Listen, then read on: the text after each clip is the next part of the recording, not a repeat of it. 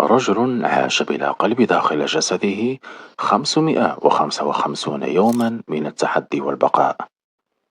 تخيل أن تقال لك هذه الجملة: لقد أزلنا قلبك، لكن لا تزال على قيد الحياة. كأنك دخلت فيلما خياليا، لكن ما ستسمعه الآن ليس خيالا، بل قصة حقيقية لواحد من أغرب ما وصل إليه الطب في القرن ال21. إنه الشاب الأمريكي ستان لاركن، شاب في العشرينيات من عمره، رياضي يحب لعب كرة السلة ويتمتع بصحة جيدة كما يبدو ظاهريا، لكن في الخفاء كان قلبه ينهار ببطء.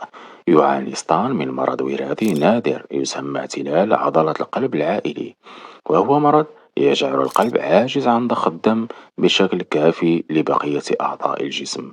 بدأ يشعر بأعراض غريبة: دوخة مستمرة، صعوبة في التنفس، نبض غير منتظم. لكن لم يكن يتوقع أبدا أن السبب هو أن قلبه في طريقه إلى الفشل الكامل. مع مرور الوقت حالته ساءت، بل حتى أخوه الأصغر دومينيك لاركن كان يعاني من نفس الحالة: مرض قلبي وراثي يهدد حياتهما معا. وفي لحظة حاسمة اتخذ الأطباء قرارا غريبا لم يحدث إلا في حالات نادرة حول العالم: سنزيل قلبك بالكامل ونضع مكانه جهازا خارجيا يحافظ على حياتك. هل تتصور أن يعيش إنسان بلا قلب؟ نعم، هذا ما حدث. قام الأطباء بزرع جهاز، وهو جهاز آلي يعمل كمضخة صناعية مكان القلب الحقيقي، يقوم بضخ الدم إلى كامل الجسم ويحمل في حقيبة خارجية على الظهر. الجهاز يحتوي على أنابيب تدخل من الصدر ويوصل بمضختين تعملان بالهواء المضغوط، تحاكيان وظيفة القلب الأيسر والأيمن، وبطاريته تعمل لعدة ساعات ويجب شحنها أو تغييرها بشكل دوري. أي عطل أو تأخير يعني توقف الدورة الدموية والموت. ورغم كل هذا الخطر، ستان لم يرضى أن يعيش كجثة متحركة، بل قاوم. خرج من المستشفى، عاد إلى بيته وتجول في الشارع. كان يذهب للمطاعم، يمارس الرياضة، بل ويزور المدارس ليلهم الأطفال بقصته. حتى يوم زفافه حضره وهو يحمل الجهاز على ظهره والأنابيب تتدلى من صدره.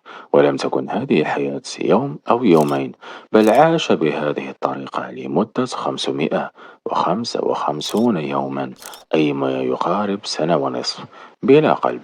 يعيش فقط بجهاز ميكانيكي يزود دمه بالحياة. وفي النهاية تمكن الأطباء من إيجاد متبرع حقيقي، وجريت له عملية زراعة قلب ناجحة.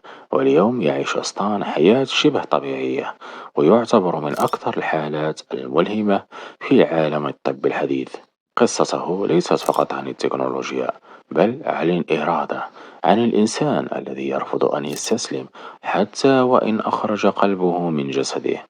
كم من أناس يمتلكون قلبا نابضا لكن أرواحهم ميتة، وكم من أناس بلا قلب لكنهم يقاتلون للحياة بكل طاقاتهم في زمن تسيطر عليه الآلات. تعلمنا قصة ستان أن أقوى شيء في الإنسان ليس القلب الذي في صدره، بل العزيمة التي لا ترى في داخله. دمتم سالمين.